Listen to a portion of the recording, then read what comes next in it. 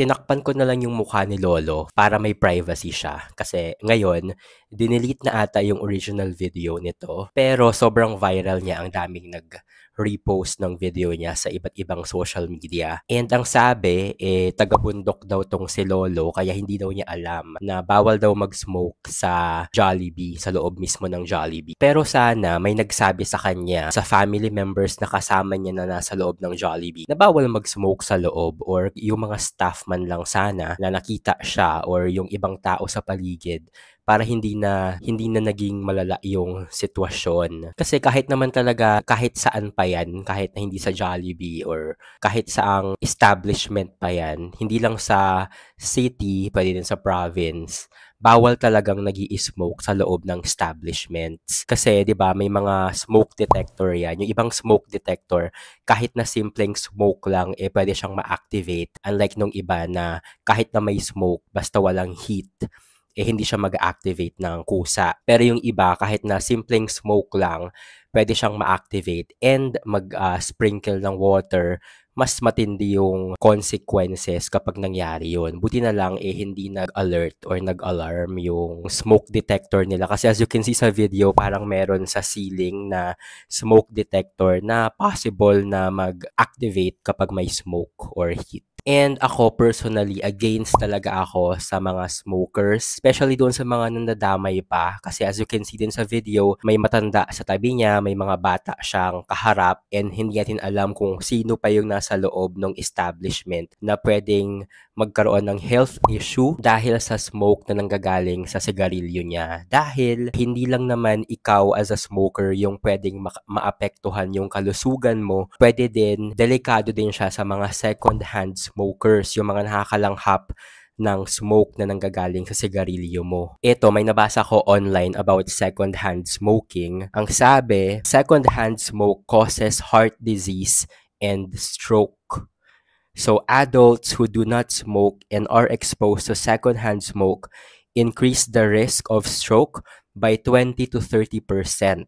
Exposure to secondhand smoke interferes with the normal functioning of the heart, blood, and vascular systems in ways that increase the risk of having a heart attack. So, 'di ba, hindi lang ikaw as a smoker ang delikado ang heart, pwede din yung mga katabi mo, especially yung mga matatanda, and as you can see nga, sa tabi ni lolo, may matanda din. So, yun. So, message or lesson sa lahat ng smokers dyan, hindi lang para kay lolo, maging responsible smokers kung meron man yung ganyang salita. Huwag na magdamay ng mga hindi smokers kasi hindi natin alam pwede yung mga bata din na ma-expose sa smoking sa family nyo. pwede ding makakuha ng sakit, hindi lang yung mga matatanda. So, better if you stop smoking para humaba-haba naman ang buhay nyo and yung mga taong nakapaligid sa inyo. Kayo ba? Anong masasabi nyo dito sa video na to? Ano ang gagawin nyo kung kayo yung nakakita nitong lolo na nag-i-smoke mismo sa loob ng Jollibee? Pagkasabihan nyo ba siya or papabayaan nyo na lang since matanda naman siya? Comment down below. And kung nagustuhan nyo itong ganitong topic, make sure naka-follow na kayo sa page ko para updated kayo sa mga latest happenings. Ayun lang. Thank you so much for watching and stay safe.